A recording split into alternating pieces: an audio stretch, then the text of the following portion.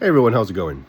For those of you who don't know, my name's Larry, and I have Parkinson's, specifically young onset Parkinson's. I also have dystonia, and for me, I get dystonia really bad. I have it in my neck, my hands, back, legs, feet, and it is so annoying. Used to respond really well to Parkinson's medications, and as time has gone on, it's not responded as well. So I'm assuming one day it won't respond at all. But last week, I thought I'd give an update. Last week, we did the injections for dystonia. I got them in my neck, left arm, hand, and back. We moved a little bit from the left to the right, completely maxed out on units, so I can't get any, we can't increase the amount of injections or whatever. And seems like the right might be feeling a little bit better, but now the left is starting to tighten up again, which is not surprising. For me, the left side of my neck and my arm was much worse than the right. That's why we put a lot in the left side. So we'll see how it goes. I do notice a little bit of improvement after the injections, which I always do. It reduces the intensity of the tightness, the pain, and the cramping. We'll give it some more time and see where things are.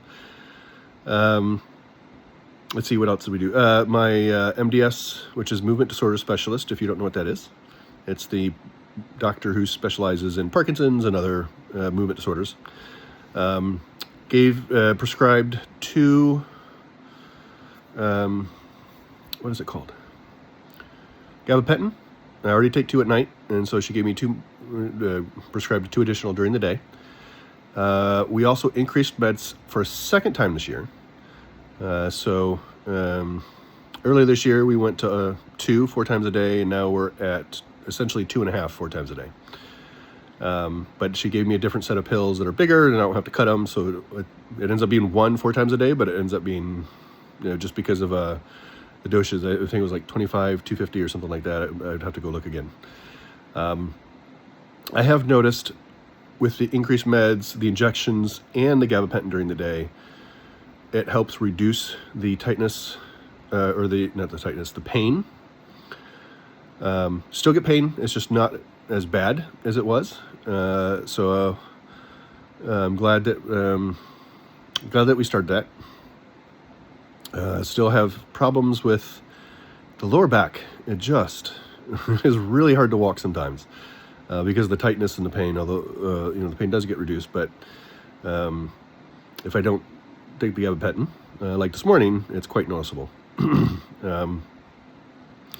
Still having problems with sleep. I have noticed that if I go to bed before 9 p.m. Eastern, well, because I'm on the East Coast, that I can get around 4 to 5 hours of sleep. I think one night I got a little bit less than 4. I've been having a lot of problems waking up between 12:30 and 2, somewhere around there.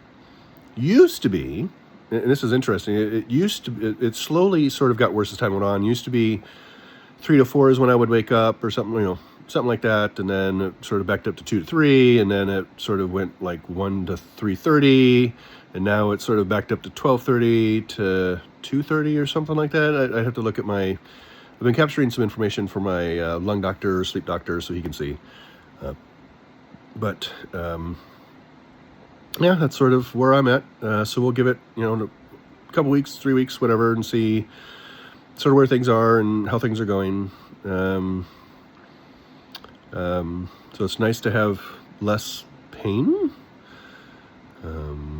Still dealing with, the tightness and things, and still some pain. I think with the injections, my pain usually gets up to like 9, 10. With the injections, I'm down to about 6. And when we add in the gabapentin during the day, it's probably a 4, maybe a 5 so far. I just started yesterday. Today's Sunday for us right now. So we'll see how things go. But anything to reduce pain is always good, right? So that's where I'm at. If you have any questions, let me know, thoughts. I'll try to make another video when I can. Have a good one.